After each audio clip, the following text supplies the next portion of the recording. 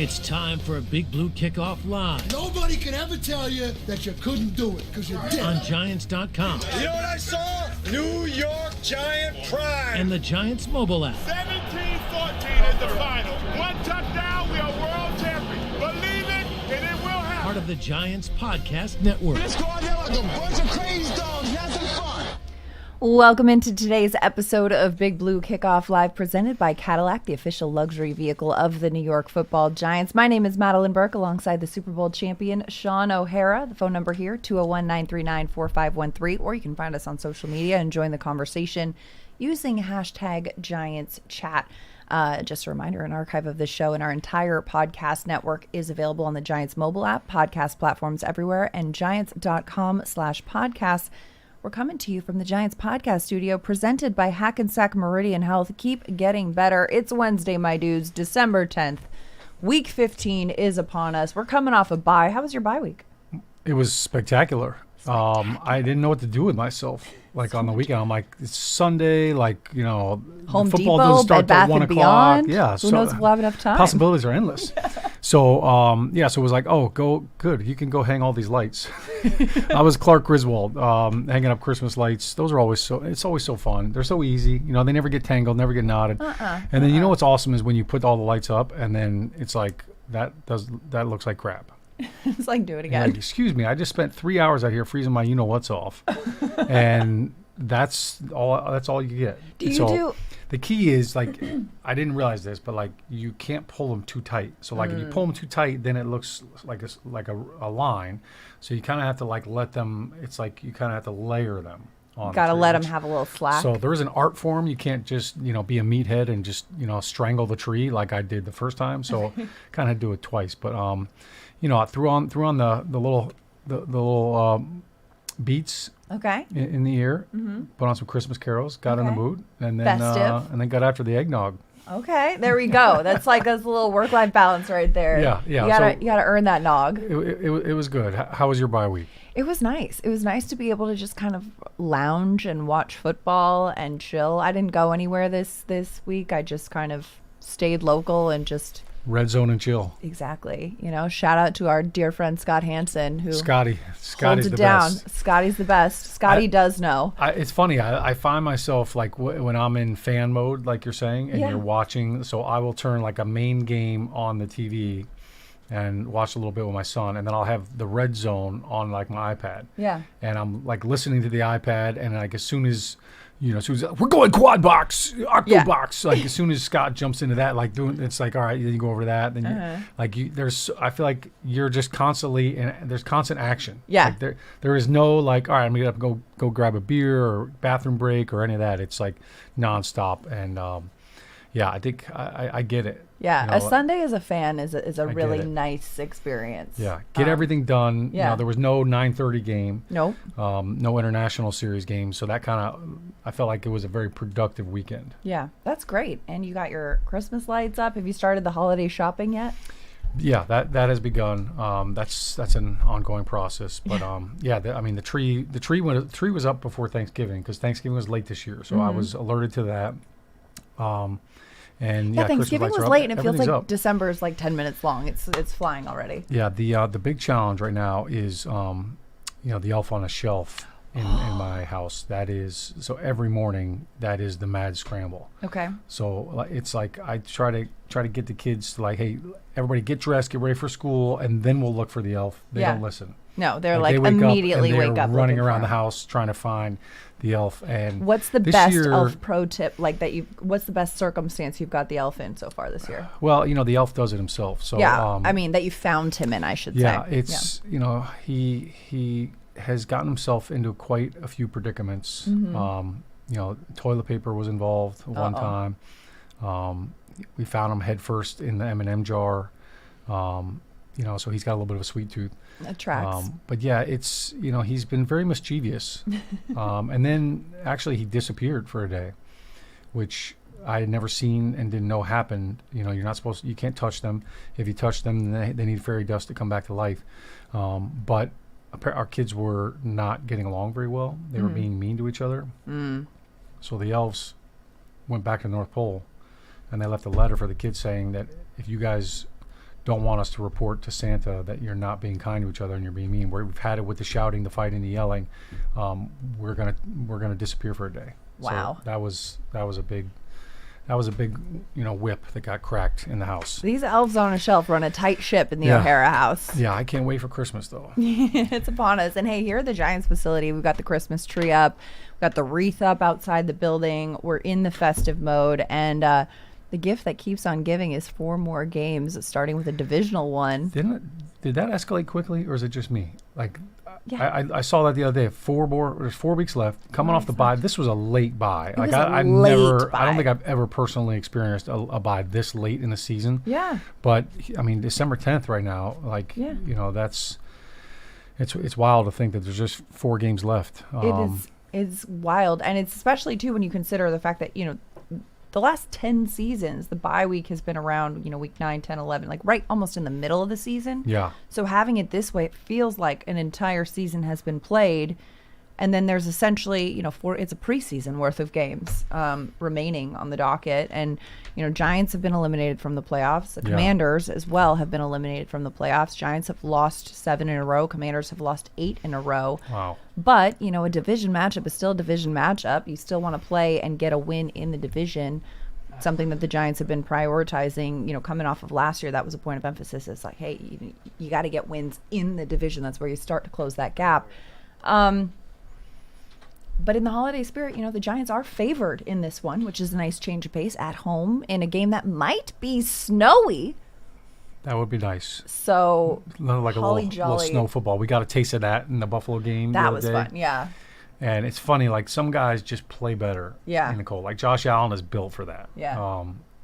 If you have a good running game, like that always kind of transfers well in the snow. But yeah, I mean, so the Giants and Washington played in week 1. Yep. I don't think At anybody Washington. would have thought that both these teams would be on 7-game and 8-game losing streaks. Right. Well, And- especially Washington, who won the NFC East last season, Yeah, has they- now had a significant drop off, and in large part due to the injuries they've dealt with. Jaden Daniels Yeah, they've been out wrecked. a lot. Terry McLaurin out a lot. They've just been banged up. Yeah, it's really, this is like the attrition bowl, and both teams have lost a lot of talented players. Obviously Jaden Daniels, he dislocated the elbow, then came back, now hurt again. And Mariota's he had a couple of bad interceptions. So, that part of it's been kind of tough. Zach Ertz tore his ACL that last was week brutal. against the Vikings. That's such a Hate brutal to see play. that, especially at that point in his career. Yeah. And you mentioned McLaurin, he was on the shelf for, I wanted to say, like 8 weeks. Yeah. It felt like a long time. It felt like 2 months. Yeah. These are those games. I've been on a team. So when I was my rookie year in Cleveland, we started out 2-1. We ended up going 3-13, and those last 4 weeks of the season, it was a real gut check for a lot of guys. It's everybody wants to know, what are you playing for, and that's where you got to really be a pro. And the holiday season it's stressful, it's tough. You got a lot of things going on, distractions. Wife, kids, a lot of these guys have family. newborns at home. Yeah, there's a lot of babies, a lot of baby babies. Jesuses out there. Yeah, a lot of babies were born in this locker room. A lot of 8 ounce, 8 pound cuddly baby Jesus. baby Jesus. That's the Cute way and I cuddly. picture him. And so the challenge mentally Yeah. is to not get exhausted with everything else going on. Yeah. And I think, look, everybody's fighting. You're playing for a job. Like, Yeah. I don't care if it's your first year in the league or if it's your 7th year in the league or your 12th year in the league. This is what you're getting paid to do. You got to be a pro. And this is where I think you really, the whole brotherhood thing, we're playing for each other. We're playing for all the coaches, because it'd be easy to just kind of mail it in, And as playing a coach for that, and a player. and playing for that part of you that dreamed of playing in the National Football League, right? At one point, you were a young person saying, I hope that I have an opportunity to play on this stage. And if you were to tell, 10-year-old so-and-so, hey, you'll get to play in the NFL, but you're going to play for a team that's been eliminated from the playoffs, I think 10 out of 10 people would say, I'll take it. Yeah. I'll take it. And ironically, we were in this position last year. Yeah. Right? That we're playing the Colts at home. They needed to win for the playoffs. We were dead in the water. Yeah. And we won, thankfully, because we were about to go over at home on the Giants' 100th season. So, and that win, there was still a lot of mixed emotions. So, Right. I kind of feel the same way right now for Giants fans. Yeah. We're in a totally different situation because we have a quarterback. We Right. have, it's not like, hey, we need the number 1, number 2, number 3 over pick because we got to get a QB. So I think that'll be a little different. But last year there was a lot of conflict in MetLife Stadium when we beat the Colts. Yeah. I'd never seen that before from Giants fans, but I think given where the season is at right now, we got 2 home games in a row now, Washington and then Minnesota next week. Those are 2 winnable games. Right. You got to play good ball. Like we at this point in the season, there should be no room for bad ball and no room for the errors. You play a clean game, you're going to win, and Right. that's what it comes down to. And eggnog tastes better after a victory. Exactly. Winning eggnog is what we're all here for. I mean, you mentioned, too, with the 4 games remaining in this season, some fans might be focused on the draft. And right now, as it stands, the Giants do currently hold the number 1 overall pick, but their remaining strength of schedule is one of the easiest in the league. When, you mentioned the Giants do have a quarterback, they have a lot of those needs addressed, so that number 1 pick might not be as valuable as perhaps in other years. But for fans who might be saying, oh, well, we need that top draft pick. Why would we win this game at this point? I mean, I think you want to win every game you play. And even if it's 4-0. And there are so many times where you see the number 1 overall pick has been a success and the number 1 overall pick maybe hasn't been the best player in the draft. I mean, you look at some of the Rookie of the Year considerations for this year. Ashton Genty was picked 6th. Emeka Egbuka was picked 19th. Tyler Warren, 14th. Cam Scatterbo, Giants rookie running back who was having an incredible season before he got hurt, it was a 4th-round pick. So you can find talent in so many different areas of the draft. Wherever you pick, you're going to get a good player. And also just a hat tip to Cam Scatterbo, too. He's back in the building today. He posted on his social media, walking into the building just about 7 weeks after his 8 weeks after his That's great. That's great to hear. Dislocated ankle surgery. He was walking on his own into the building and, on the road to recovery. Happy to see Scat getting back there. But yeah, that's always great too as a player. When you're hurt, you don't feel like you're part of the team. Yeah. So you're kind of, some guys will come in when the players are out on the field and you rehab then so that you're not getting in the way of the players that are getting treatment prior to or after practice. So you kind of feel a little disconnected. So it's always good. I know whenever it was when I was injured late in my career and that time off, you just kind of feel like you're isolated. So it's always good to be around the guys and for the locker room too, to kind of see a guy like Scat come back in there. I know he's still bringing that energy even though he's not 100%, but that's always a big factor. You were talking about the number 1 overall picks and it just got me thinking, like, what are the Giants playing for right now? As a team, as a franchise, as players? I go back to Eli's rookie year. So it was my first year with the Giants, 2004. I'd come over as a free agent from Cleveland, and Eli started halfway through the season. He lost his first 6 games. And there was growth in there from a learning perspective. Like, okay, there are things I can't do. Here's the things that I need to get better at. But it also, we kind of tailored things.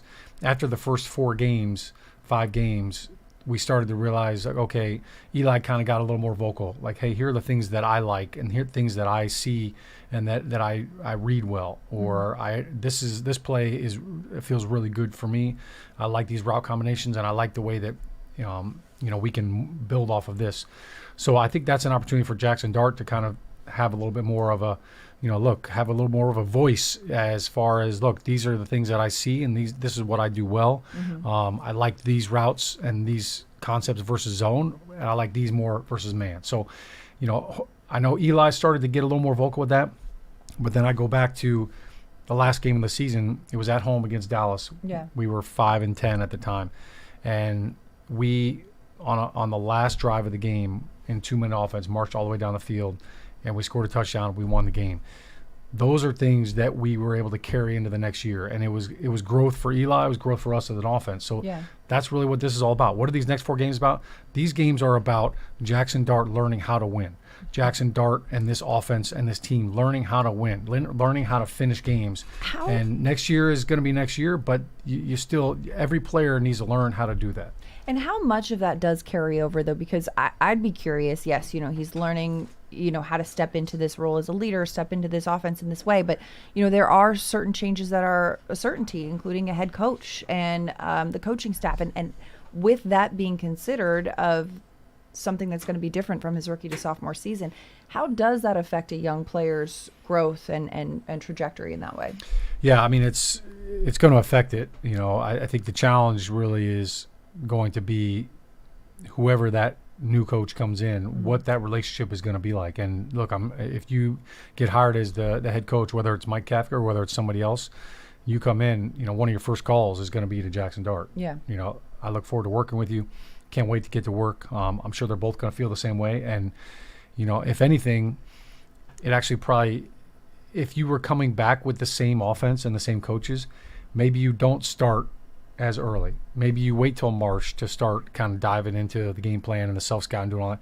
When you get a new head coach, you know what? It's, hey, maybe I take a couple weeks off, but like maybe I'm jumping into this in January and February. I want to get ahead of the curve. Yeah. So when we come in here together as a team, I'm in command. I've got control. I understand the offense. I understand the language, the verbiage, the formations, the motions, all that, because I've got to be the general and I've got to put everybody on the right page. So I think if anything, it could interject a little bit of energy going into that second year for Jackson Dart and the rest of the offense. And we know Jackson Dart is a ball lover. I mean, this Giants bye week, he stayed local and kind of stayed locked in and wanted to continue to make football and this team and this offense his priority. When a lot of people could say, hey, I wouldn't fault you for taking some time off and, you know, binging some Netflix shows or whatever it is you want to do. But, you know, he's a young player who loves the game and is determined to be good at it and stayed locked in during the bye. Yeah, I think that's good, and it's especially because, you know, when you disconnect during the season, sometimes it's hard to kind of rewire yourself. Right, yeah. You know, the off-season is so much longer now than it used to be, too. You know, I remember starting off-season program like March 8th one year with Coach Coughlin. And now I don't even think the off-season program starts till mid-April. So you do have like a 3 full months off, January, February, and March, like those 3 months completely off, unless you play in the Pro Bowl, which really isn't much of a game anymore anyways. But, you know, that's a lot of time. So you have plenty of time to travel, go do what you need to do, go do what you want to do, and you know, have some fun. There's plenty of that before the off-season program even starts. And then, you know, it kind of ramps up from there. Yeah. Giants fans, make sure you go and subscribe to the Giants Huddle podcast. It features long-form interviews with Giants players, coaches, and front office staff, past and present. Plus, hear from the best analysts covering Big Blue and the NFL. Search for Giants Huddle and subscribe on your favorite podcast platform or go to giants.com/podcast. And don't forget, if you're on Apple Podcasts, leave a 5-star positive review for all of our Giants podcasts. 201-939-4513 is the phone number. Let's head to the phone lines. We've got Jeff in Maine on line 1. Jeff, you've been holding the longest. Thanks for calling in to Big Blue Kickoff Live. You're on with Shaun and Madelyn. Oh, hey, guys. Afternoon. Great to talk to you. You guys strike me as true Giants fans and are also knowledgeable, so I appreciate it. I've got kind of a philosophical question about two-point attempts and a follow-up if possible. I think two-point attempts are possibly one of the most exciting plays in football, and yet no one hardly ever talks about them. And the thing is, statistically, you've got about a 95% chance of making a point-after kick and about a 47.5% chance of a two-point conversion. So it's almost exactly a 2-to-1 ratio. So right now, the criteria for determining which one to go for is a point differential at end of game. And, you know, sure, that's legit. But I think a better way to do it would be depending on how tired the opposing defense is. So if you've been running up and down the field 12 play drives, like the whole half, and the opposing defense is visibly exhausted, I think you have a higher chance statistically to make a two-point conversion, even if it's in the first half.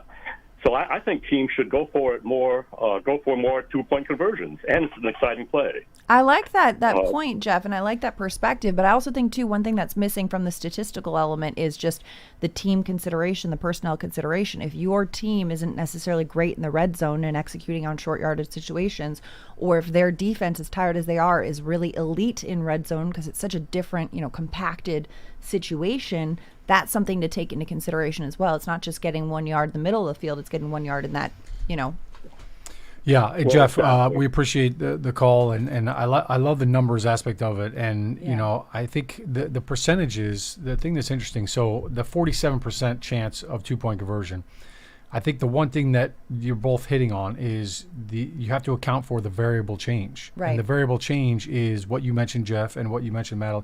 Jeff, it's, hey, look, if we just had a 14-play drive, these guys are gassed. Yeah. You know, we call them, you know, if they've got their hands on their hips over there, we call them hose, H-O-H.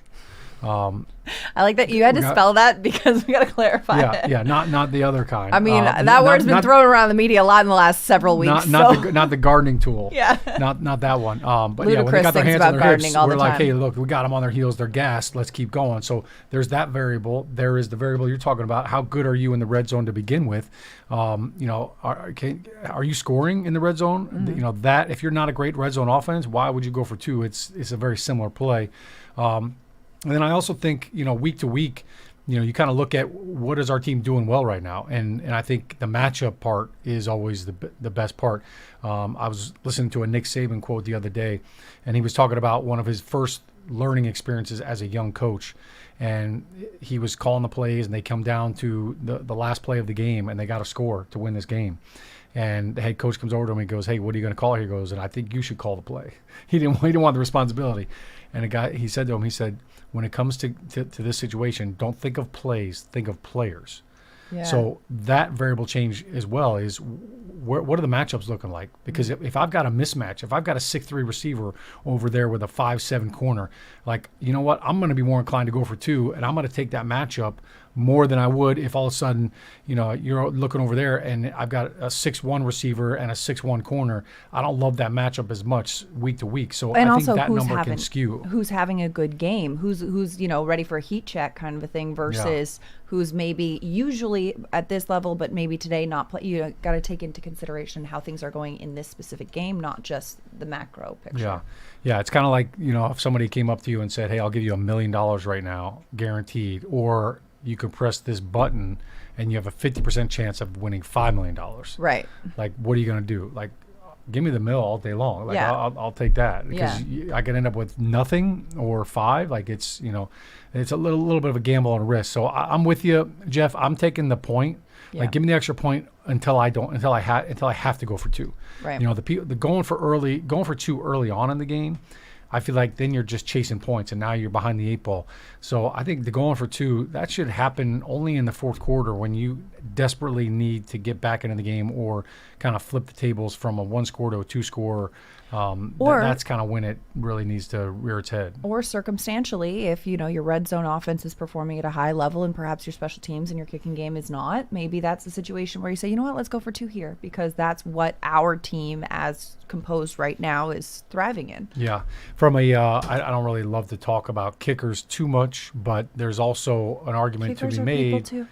You know, if you go for 2 early on and all of a sudden kickers use those extra points as their ability to get into a rhythm. Hey, you know what? I've kicked a couple PATs. Like, I'm locked in. I'm good to go. We need a game-winning field goal, 53 yards. I'm locked in. I've had 3 kicks already. Get in the flow of the game. If you're going for 2 and you're taking that away from your kicker, and now his first kick is the game-winning 54-yard kick, you know, he doesn't have as much confidence maybe, or, you know, that there's something to that as well that I think you got to take into consideration. So, yeah, there's a lot of I know analytics are out there, and some people call them analytics because they think that they lie.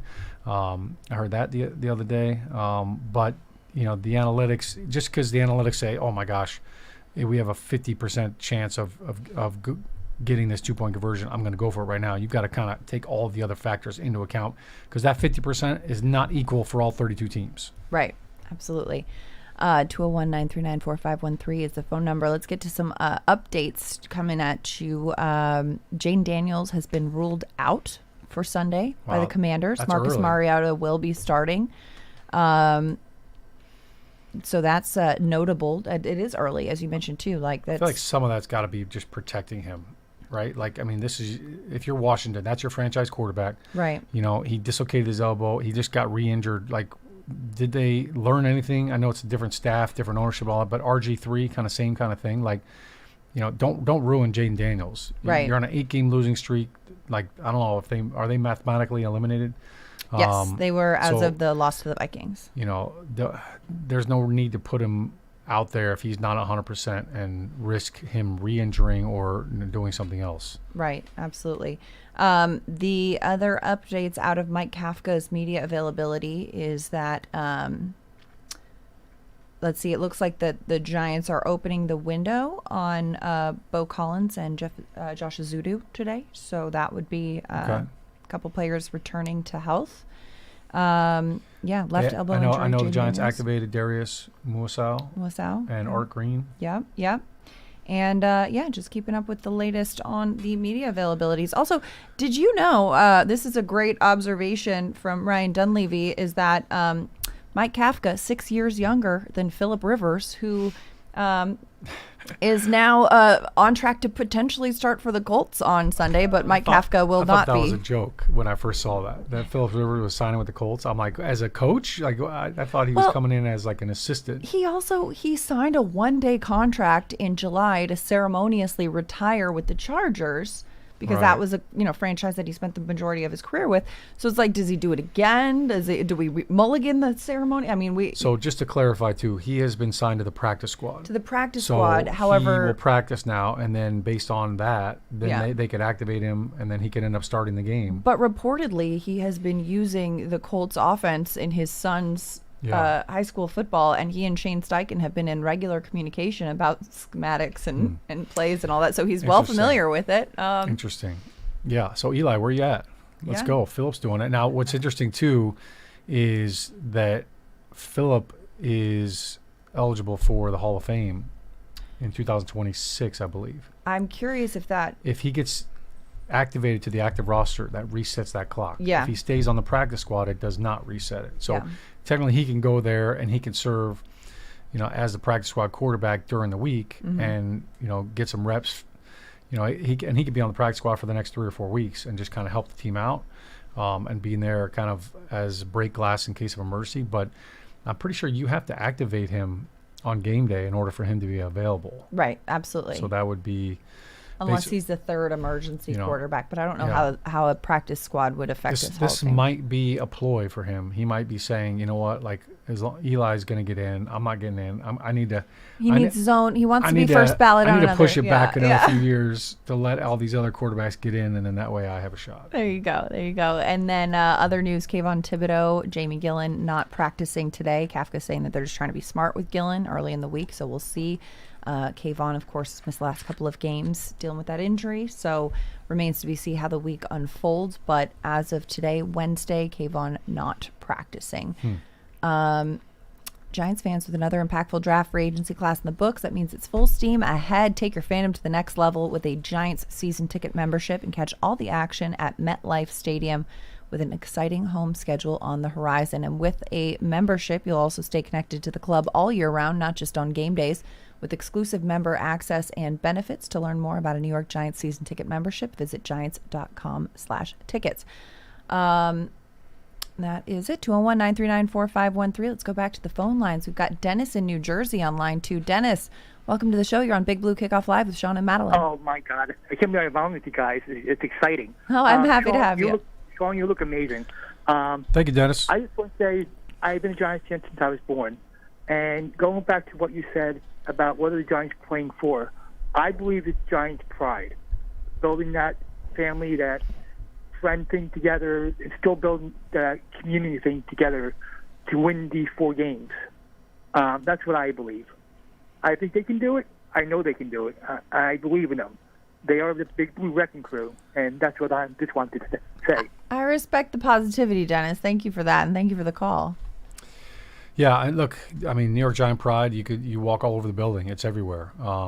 Smart, tough, dependable, all of the acronyms are there. These are pride games. That's what it's all about. It's about the decal on your helmet and the name on the back of your jersey. So as a player, we talked about that. Those are the messages. And look, these next 4 games, they're all winnable games, right? I mean, how great would you feel as a Giants fan, as a player, to just rattle off 4 straight wins and say, look, you know what, like, we're changing the culture. We're not going to let this, turn into, an 11-game losing streak that people are going to remember. What was the 2025 season all about? Well, we lost 11 straight games like that. Nobody wants to be a part of that. So you got Washington this week, Minnesota next week at home. Then you're at Las Vegas against the Raiders, and then you're at home against the Cowboys. So 2 divisional wins, and all 4 of these games are winnable.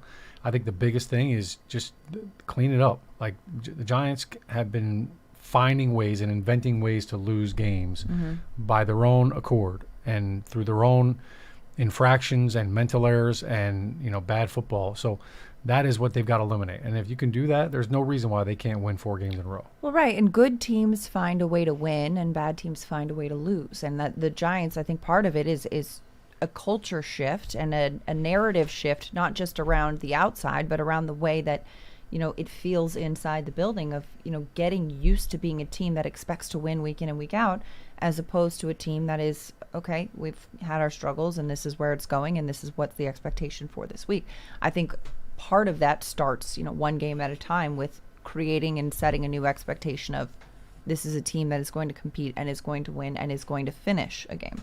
Yeah, and confidence is a big part of that. You Yeah. know, when you have that belief, hey, you know what? Like, all right, we are going to get the game into the fourth quarter, and then we're going to find a way to make a play, make a throw, make a catch, make a block, and then defensively, they trust that you're going to go out there and you're going to score points, and on offense, you trust that your defense to close it out. Like those are things that you talk about all the time. Hey, believe. You got to go out and do it, and when you do it, then all of a sudden now the belief is there, and now the confidence is there, and those are things that are tangible. Yeah, absolutely. 201-939-4513 is the phone number. Let's go back to the phone lines. Kiwan in Patterson. Kiwan, you're on Big Blue Kickoff Live with Shaun and Madelyn. How's it going? Hey, good afternoon, guys. Good afternoon, Madelyn. Good afternoon, Shaun. How you doing? Happy holidays. Happy holidays. Thanks for calling in. I'm well. I'm very optimistic about these last 4, as you guys were just saying. I think that we could win them. I think that especially this next game, I think it's very winnable. I know we lost the last couple of games, but I think they played very well.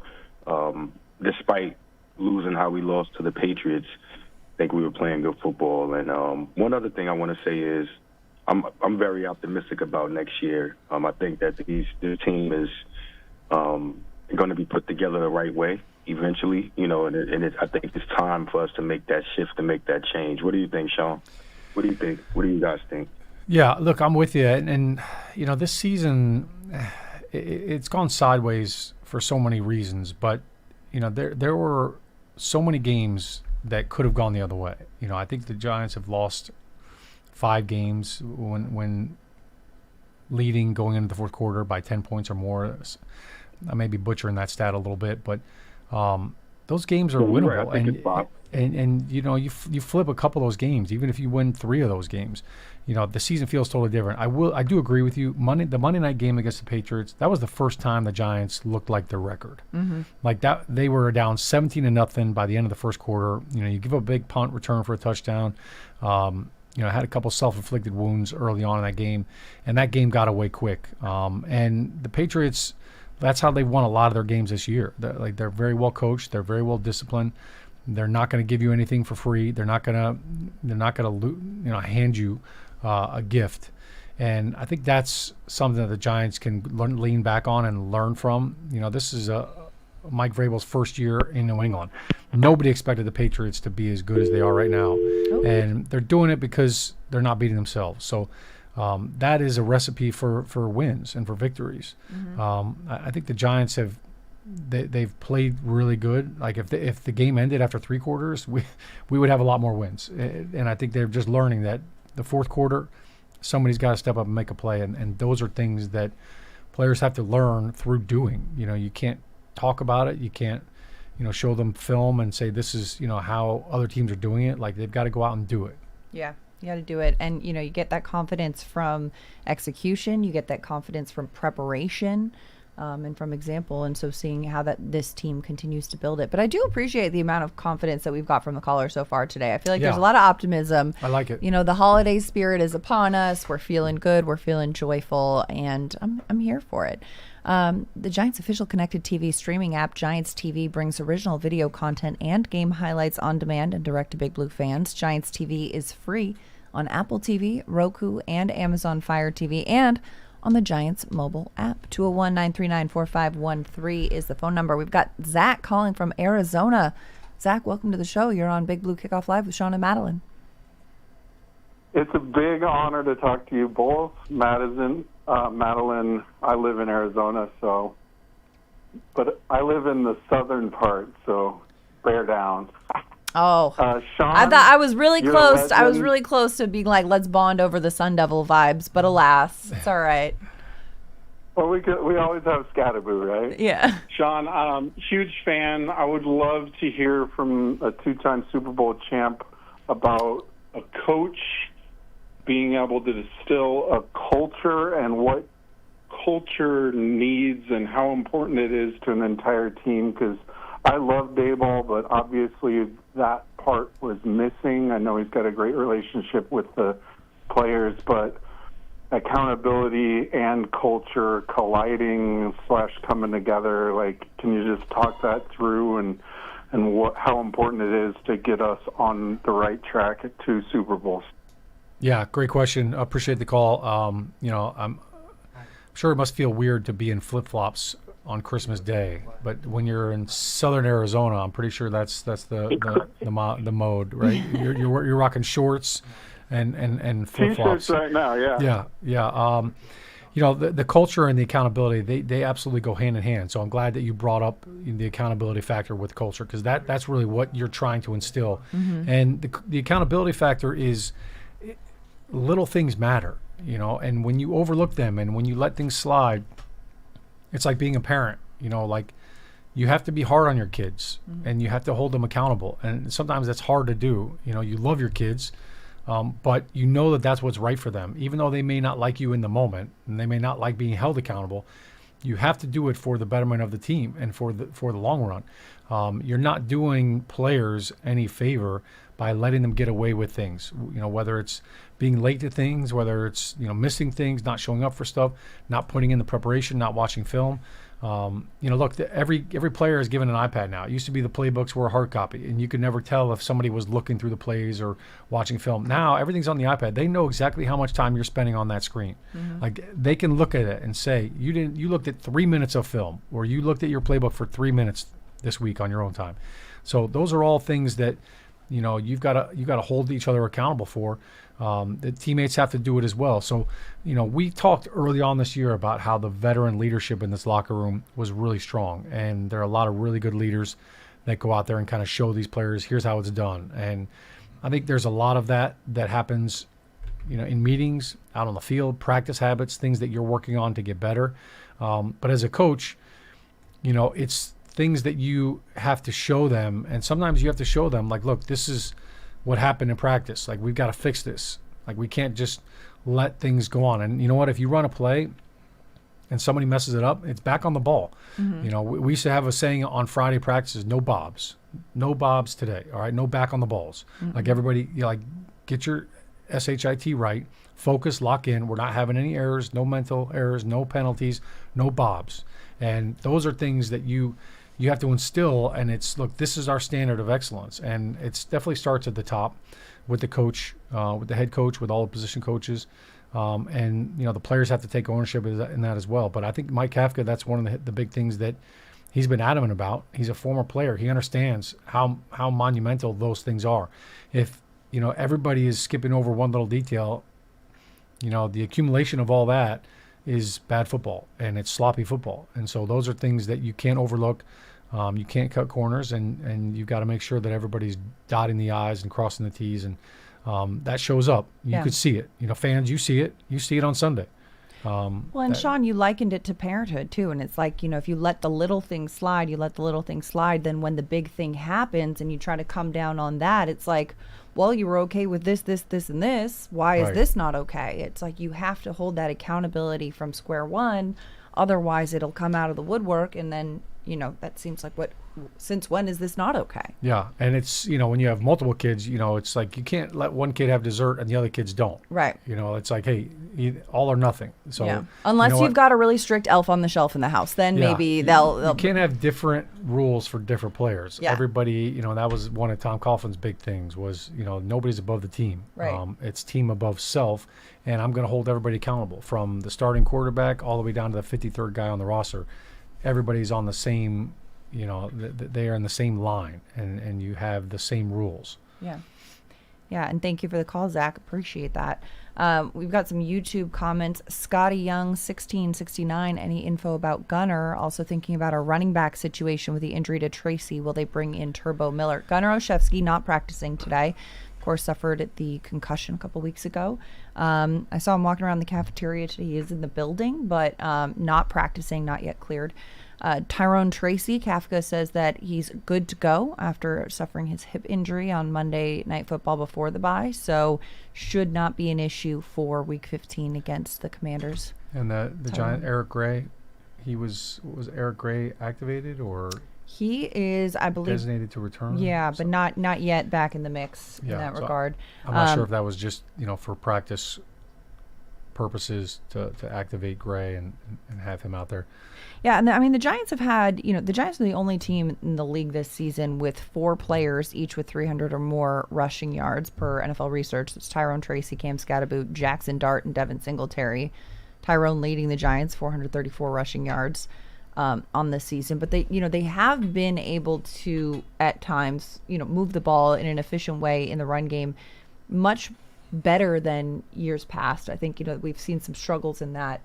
And the consistency there. It feels like the run game is, especially now at this point in the season, starting to get more established.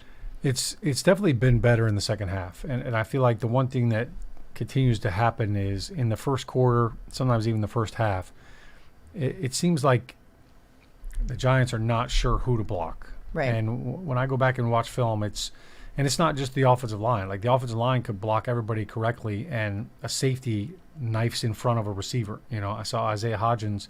He got beat on a play, and the play is blocked beautifully. It should have been a 10-yard gain. It ends up being 3 yards because the safety beats him.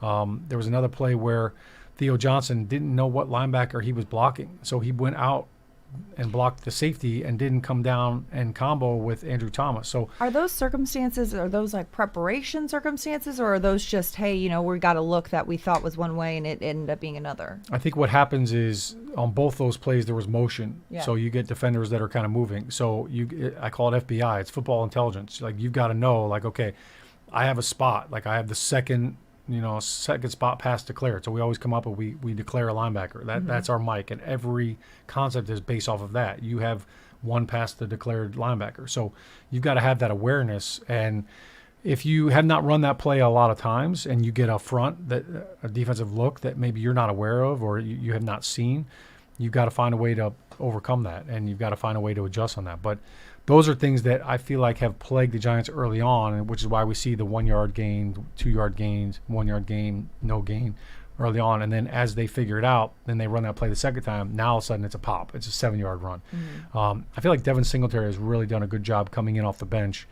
And he's had some big runs. He runs hard. He's decisive. He gets vertical. I'd like to see Devin get some more carries. I think he's one of those guys that, all running backs are like this. The more carries they get, the more they see the defense, the more they kind of feel the run fits and feel where the creases are and the soft spots. So the more you run the ball, the better everybody gets, and the more confident they get with, all right, here's where the double team should be, and here's where the running backs are going to fit. Well, the more you run the ball, the more you get used to being the hammer, and the more you hammer the same spot, the softer that spot gets and the easier it gets to break through, no? Yeah, no doubt. Yeah. And, look, New England's run defense is really good. That's one of Mike Vrabel's calling cards. He's always been, every team that he's coached when he was in Tennessee, they were always very good at stopping the run. That's something that he coaches really well. So that was a very good litmus test. If you can run the ball against them, then you can pretty much run the ball against anybody, because there was a lot of exotic fronts and looks and a lot of stunts. Yeah, meanwhile, the Commanders' run defense, not among the best in the league. They're allowing an average of 135.5 rushing yards per game, 6.2 yards per play allowed. That's 31st in the league. Only the Bengals are allowing more. So the ability for this Giants run game to get going, especially with Tyrone being healthy, with Singletary getting out there, perhaps is something that they're going to be leaning on even more this week. And you never know, too. I mean, I think Monday night, it looked like Jackson Dart was mindful of perhaps not leaning so much on the run as he usually would. Of course, not wanting to take that tool out of his bag, but, leaning on the other players to do so. If he does kind of get back into his comfort zone of kind of breaking off a few as well, we'll see if he gets it going. Yeah, I mean, I expect Jackson Dart to run. And he's said it himself. Like, that's part of my game. That's part of what I do. And Sunday we were fanning out watching games. Look, Patrick Mahomes is running all over the place. Exactly. Justin Herbert running all over the place. So there are ways that you can still use your legs and not take big hits. So I think that's what he's got to learn. And look, the only way he's going to learn it is by doing it. So even for him, he's a work in progress, and he's learning that, look, it's a physical game. Quarterbacks get hit. It's just don't take the unnecessary hits. And I think and don't throw a stiff arm with your throwing hand. Don't use your right arm for anything. Get the yards that you need to get, and then get out of bounds or get down. But there is a time and a place for it. If you're going to run for extra yards, do it in the fourth quarter. Don't do it in the first quarter. There you go. First half, you do not need to fight for yards. If the game's on the line and you got to do it, then go for it. And pick your spots. 201-939-4513 is the phone number. Let's go back to the phone lines. Hank in Tennessee. Hank, thanks for calling Big Blue Kickoff Live. You're on with Shaun and Madelyn. First time caller, long time fan. Love it. Thanks for calling in, Hank. I'm 78 years old, and I've been a fan since the 50s. Wow. First time, long time. We love it. What do you got for us today? One main question. Why are these referees missing these head-to-head hits? Well, that's tough to say. I think officiating a game in real time is a hard job to do. Yeah, I'm not sure if you're speaking about a particular play, but yeah, look, the game is fast. Speaking of the 3 plays in the Monday night game, Jackson Dart, Gunner, and Tyrone. They were all helmet-to-helmet hits. Yeah, I know they called one on Theo. There was a helmet-to-helmet hit on Theo. With Gunner, he's a returner. So I mean. Yeah, I think you don't want to see somebody get hit so hard that the paint comes off their helmet. Yeah, I mean think that was a brutal hit, but brutal. I don't think it was illegal. And you're not supposed to lead with the crown of your helmet. Those bang bang plays are tough. The Jackson Dart hit on the sideline, if that's the one you're referring to, that was shoulder. I mean, that was not a helmet hit. Yeah, that was shoulder. If you look at it, it was a helmet-to-helmet hit because it turned Dart around up in the air. It was shoulder. That wasn't a shoulder. That was shoulder. I'm telling you right now, they are rolling that out as clinic tape in linebacker rooms and defensive rooms. This is how you hit, and you can't lead with the crown of your helmet. That's the penalty. Now the helmet you can have contact with the helmet. It can be a helmet-to-helmet contact as long as it's not initiated with the crown of the helmet. Look, that's part of football. Like some of it's gonna be out there, but they're trying to eliminate using the helmet as the weapon, and that's really what the spirit of the rule is. So I think it's tough to officiate. But if the defender's coming in and his head's to the side and there's still helmet contact, then they're not going to call a penalty. But if you come in there and you lead with the helmet, it's visible. You can see that. The referees can see that, and they will throw the flag every time, even if you don't necessarily make contact with their helmet. If you're leading with the head as a defender, that flag's coming out. So that's what they're looking for. But, look, when you're watching a football game, everybody's watching it. There's thousands of eyeballs on every single play. When there's a play to the sideline, there may be 2 referees that have eyeballs on that play and that are responsible for seeing that. So that's 4 eyeballs on that play. There's going to be some that are missed. But I think, for the most part, when you've got the human element in it, there's going to be some misses. There are going to be some missed calls. And I think that in the bang bang play and the speed of the game, it's hard to be perfect. It's hard to bat 100% or bat 1,000 if you're an official. But I do think the Jackson Dart play, when I first saw it, I thought it was helmet to helmet, and then they showed the replay, and I was like, that was clean hit. And even Jackson Dart will tell you that was a clean hit. It was a clean hit. It was a physical hit, and I think it's valid to acknowledge the fact that, the Patriots were coming with some ferocity in that. But in terms of, like you mentioned, Shaun, the spirit of the rule and the spirit of that, the league has definitely made it a priority to protect the health and safety of the players and the best that they can, and the officials, are tasked with that. And so, it's an imperfect science officiating a game, but I don't think that there's some vendetta to kind of ignore those plays, especially when it comes to the head. But thank you so much for the call. Thanks for calling in from Tennessee, Hank. The first time, long time. It's a tough one to look at because hindsight is 20/20. You see something in real time, you see it in a slow-mo replay. You're like, ooh, yeah, that could have been a different. Yeah, and look, like there's difference between hitting a quarterback in the pocket. Sure. And then when a quarterback's running. Yep. And once a quarterback breaks the line of scrimmage, he's a runner. He's a ball carrier. Now, they have rules to protect them as well. If they start their slide, you can't hit them. Right. So then kind of all gloves are off at that point. But we've even seen that kind of get dicey. If the guy isn't going to slide, is he going to slide? And then all of a sudden, he runs through the defender. So, defensive players are really, they're in a little bit of a precarious situation when the quarterback does start to run, because they've got to be careful. Like, if I come over here and I'm going to light this guy up and he starts to slide, I've got to pull off. But I've also got to protect myself, because if he doesn't slide, I can't let him truck me and run me over. So there's, those are things that you have to practice, and you've got to, it's hard to practice that live. How do you practice that live in practice against a quarterback? So maybe you practice against running backs, but that's a tough spot for defensive players to be in as well. Yeah, it is a tough one. All right, Shaun, let's talk a little bit about this game on Sunday before we wrap up the show. Okay. Giants Commanders, you and I are going to be on the set in a cold MetLife Stadium, Yeah. wrapping Snowing it up. maybe? Snowing perchance, wrapping it up on Giants postgame live. I do have confirmation that we will have 2 heaters on set. All right. I just want to give a shout out to bonus. Georgie. Hat job, tip Georgie. to Georgie Volturo, who's the MVP of making sure that we are as warm as possible on the set. But when you fast forward to Sunday around 5 p.m. Eastern, when we're recapping this game, what are you anticipating to be talking about at that point? Well, I think, based on what we're talking about, when you look at what Washington has struggled with defensively, Joe Witt Jr. was the defensive play caller, and Dan Quinn kind of took those duties away from him a couple weeks ago. You want to look at what do we want to attack. And I think this, based on what we're talking about, it's going to be cold, could be snowy. I know everybody wants to see Jackson Dart sling the rock, but this needs to be a run-first offense. Like, let the offensive line take over the game. Let them be aggressive. Let them come downhill. And the Giants have used a lot of 2 tight end formations this season, so I expect them to stick with that. And I feel like the play action builds off of that, and that's when Jackson Dart is dangerous. When the run game is working, and now he can kind of build some of those quarterback design runs off of that, and then you can build some play action off of that as well.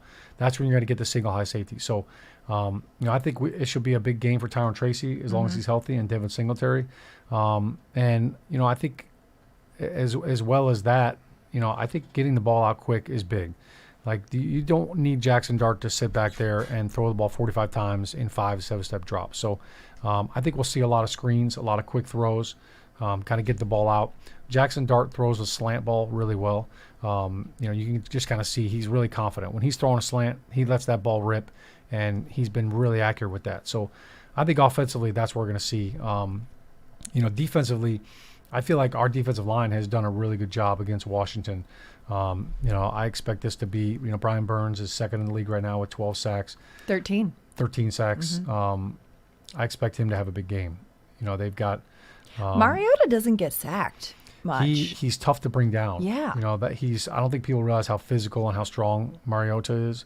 And I think Mariota, as we learned. I think that's big. Look, Jane Daniels is slippery. Yeah. He's a little bit more elusive, and he's got a little more stanky leg in him. I think Mariota is just more of he's like a Ben Roethlisberger. Like, you can get to him, but he's going to shrug you off if you're not running through the tackles. So defensively, it's going to be a similar ball game from Washington. I think the key defensively is, obviously Terry McLaurin being back.